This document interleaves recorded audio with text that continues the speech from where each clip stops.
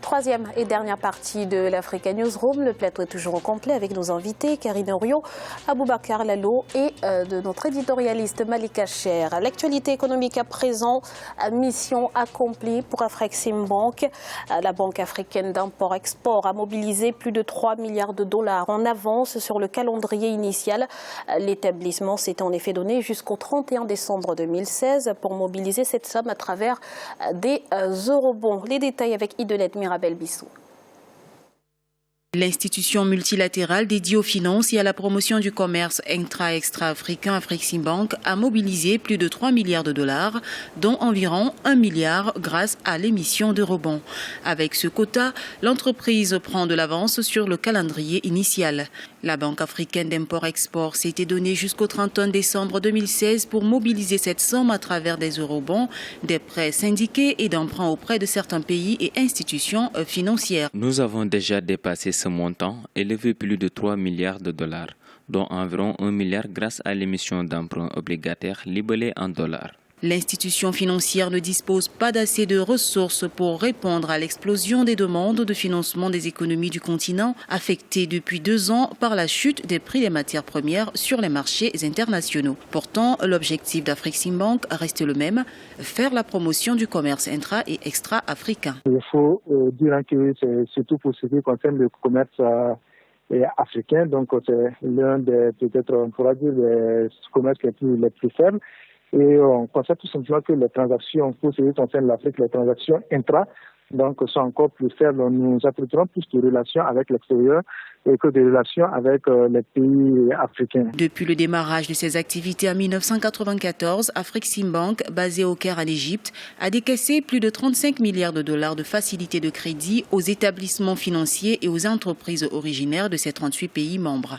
L'institution multilatérale dédiée au financement en Afrique reste ancrée sur le commerce intra- et extra-africain. Malik, comment analyser cette performance d'Afreximbank ? Je pense qu'il y a une bonne rémunération aussi de l'eurobond qui fait qu'aujourd'hui, il y a eu des investisseurs qui ont été présents justement pour investir dans cet eurobond. Il y a aussi un marché qui est intéressant, le marché intra-africain. Nous savons tous que le commerce international, c'est l'Afrique qui en est la locomotive aujourd'hui. Je ne dis pas que c'est le continent qui prend le plus de part à ce commerce international. C'est encore très, très, très faible. Mais il y a cet axe de développement qui est assez intéressant, qui date depuis 1993. Autant dire que l'Afrique, à cette période, n'était pas en premier plan sur le plan économique dans le commerce mondial. Il y a cette volonté qui est louable de justement développer des axes, des axes de coopération entre pays africains qui permettraient, je dirais, de créer de la valeur ajoutée, de la richesse. Les pays africains commerçaient peu ensemble. Je pense que cette banque a le mérite de s'y intéresser davantage, alors que beaucoup sont plutôt dans une autre logique. Et je pense que c'est une bonne chose. Et ça ne m'étonne pas qu'ils y arrivent avant la fin de l'année.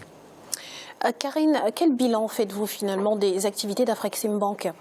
Alors c'est plutôt un bilan positif, comme le disait Malik. Effectivement, les efforts sont louables. Ce n'est pas la première fois qu'ils font une levée de fonds. Hein. Ils en ont fait plusieurs en 2009, en 2011 et il me semble en 2013. C'est très très bien. Ça va permettre justement à la banque de prêter à des clients, de favoriser, de dynamiser justement tout le commerce, en tout cas sur le continent. Donc c'est plutôt une bonne nouvelle pour comme ils l'appellent très souvent, de refinancement. Monsieur Lalo. Oui, mais moi, je dirais, I have a dream. C'est-à-dire, tout simplement parce que je vois en cette Afreximbank, qui a 23 ans maintenant d'existence, peut-être les prémices de la création d'une monnaie africaine. Pourquoi pas? Pourquoi pas? C'est-à-dire sous l'égide, par exemple, d'Afreximbank, remplacer demain, pourquoi pas, le FMI et la Banque mondiale, justement, qui nous pressurent et qui nous imposent des conditions très contraignantes. Là-dessus, il y a ce vieux projet, justement, de monnaie africaine. Il y a ce vieux projet aussi, le plan de Lagos de 1980, justement, donc, disait tout cela, mais ça n'a jamais été appliqué.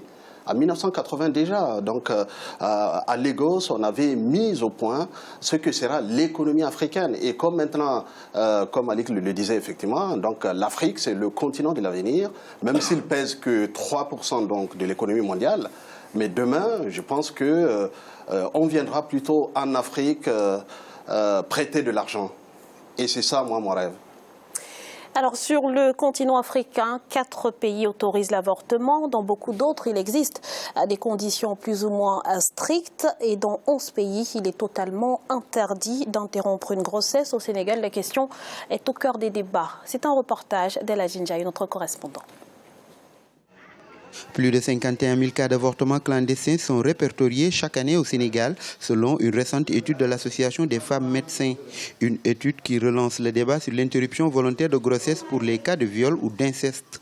En 2010, 3,6% des décès maternels étaient liés à un avortement à risque. Il faut ajouter à cela un autre chiffre qui est la conséquence directe de cette réalité. 3% des femmes incarcérées dans les prisons sénégalaises ont été condamnées pour infanticide. Il faut savoir que les avortements à risque sont un problème de santé publique. C'est un gros problème et qui intervient sur le taux de mortalité maternelle au Sénégal et partout dans le monde d'ailleurs. Et donc, clairement, nous, pour lutter contre la mortalité maternelle, ce point est important pour nous. Une idée loin de faire l'unanimité dans un pays fortement attaché à la religion. Les religieux voient à travers une éventuelle légalisation de l'avortement la porte ouverte à la dépravation des mœurs. Nous leur proposons d'abord de savoir raison garder, de ne pas essayer de transposer chez nous des cultures et des traditions qui ne sont pas les nôtres. D'ailleurs, cette histoire d'avortement généralisé, médicalisé, que l'on utilise de manière pompeuse, à mon avis, c'est des slogans trompe-l'œil, parce que tous les avortements sont médicalisés. Vous n'avez jamais vu un avorteur utiliser un marteau, un burin et une paire de tenailles. Il y a une réalité. Il ne faut pas qu'on se voile la face. Il faut qu'on ose dire la vérité. Il faut qu'on ose soulever les problèmes. Qu'on ne fasse pas une politique de l'Autriche où les gens ferment les yeux pensant que les problèmes vont se régler. La législation du Sénégal sur l'avortement fait partie des plus restrictives au monde. Une interruption volontaire de grossesse n'est autorisée qu'en cas de danger pour la vie de la mère. Pour ce faire, 3 médecins différents doivent attester que la vie de la mère est réellement en danger et qu'elle ne peut être sauvée que par une interruption de la grossesse. La décision de ces 3 médecins est ensuite envoyée à l'ordre des médecins. Karine, êtes-vous favorable à la légalisation de l'avortement médicalisé en Afrique? Oui, moi je suis favorable à effectivement la légalisation de l'avortement médicalisé parce qu'en effet, on se rend compte qu'il y a beaucoup d'avortements clandestins qui entraînent le décès effectivement de ces femmes-là et que c'est généralement fait dans des conditions qui sont des conditions quand même assez précaires. Si ce n'est pas des décès, c'est des cas de stérilité, c'est des cas de maladie, c'est très très grave. Donc je pense que c'est toujours mieux d'encadrer. Effectivement, quand on entend ceux qui refusent effectivement l'avortement médicalisé, qui évoquent le fait de la religion, enfin, 2 minutes, même si la dame l'a bien dit tout à l'heure dans le documentaire, c'est un problème de santé publique, c'est dangereux de mettre... pour moi, ces femmes-là sont en danger, elles prennent des risques pour leur vie. Encore une fois, je pense que c'est toujours mieux effectivement de miser sur la contraception, mais c'est des sujets qui sont délicats. Malik. Je partage tout à fait l'avis qui vient d'être énoncé par Karine. Je suis pour l'avortement médicalisé. Je dirais, c'est encore un sujet tabou dans nos sociétés africaines, cette problématique-là. Il faudrait justement plus de prévention et plus de communication des instances de santé. C'est à l'État d'avoir ce rôle-là, d'aller voir aussi les populations, de dire qu'est-ce que l'avortement, pourquoi la femme décide d'un avortement. Ce n'est pas de gaieté de cœur qu'une femme avorte souvent. Et il faudrait que cela cesse ces visions calcifiées de la femme, du fait qu'elle ne peut pas maîtriser son destin. C'est encore malheureusement très présent dans nos sociétés, qui sont très patriarcales. Alors, Monsieur Lalo, pour certains, on l'a entendu dans le reportage, la légalisation de l'avortement est la porte ouverte à la dépravation des mœurs. Qu'en pensez-vous? Voilà, c'est ce que je disais en off. C'est une sorte d'élément de langage justement pour une frange de musulmans. Une frange de musulmans, ça je vais le dire. La question se pose aussi dans les milieux chrétiens. Oui, ça se pose, c'est vrai. Mais de toute façon, même dans l'islam, l'avortement est légalisé à une seule condition, quand cela met en péril, justement, la vie de la mère. Donc, il est autorisé dans ce cas-là. Et le Maroc le fait, le met seulement si, justement, donc, la vie de la mère est en danger. Et qu'est-ce que vous pouvez faire en cas de viol, en cas d'inceste? Quelle attitude allez-vous prendre donc, devant ces cas si particuliers? Ce que nos États, nos gouvernants n'ont pas ce courage-là d'aller prendre à bras le corps tous ces problèmes sociétaux. Par exemple, c'est le même problème avec le code de la famille. Dans beaucoup de pays en Afrique de l'Ouest, il est hors de question de parler, surtout les pays musulmans, dans le Sahel. Vous ne pouvez pas parler du code de la famille au Niger, au Mali et même au Sénégal. Donc ça, ce sont des sujets qui sont tabous. À plus forte raison, l'avortement, effectivement, où il y a plus de 51 000 justement, donc, avortements clandestins, avortements qui se font. Voilà, donc c'est ça, c'est tout un problème donc, de société. Merci, Monsieur Lalo. 11%, c'est notre chiffre du jour et il correspond à la hausse du volume des échanges économiques entre le Maroc et le reste de l'Afrique entre 2005 et 2015. Karine, on a l'impression que l'Afrique subsaharienne se positionne désormais comme le partenaire privilégié du Royaume. Oui, en effet, effectivement, c'est une politique menée depuis, il me semble, 2005. Je trouve que c'est plutôt une bonne nouvelle parce que c'est une stratégie qui couvre, en tout cas au début, on disait qu'ils avaient uniquement misé sur tout ce qui était services financiers. Et là, ils ont étendu effectivement leur stratégie à tous les domaines, même dans les domaines culturels, par exemple, dans le domaine culturel. Donc c'est plutôt une très bonne nouvelle. Et puis enfin, travaillons entre nous sur le continent, c'est plutôt une bonne chose. Malik. Encore une deuxième fois, je partage tout à fait ce qui a été dit dans l'ensemble de cette émission avec Karine et notre invité. Je pense que le Maroc l'Afrique est entre guillemets l'autre frontière du Maroc.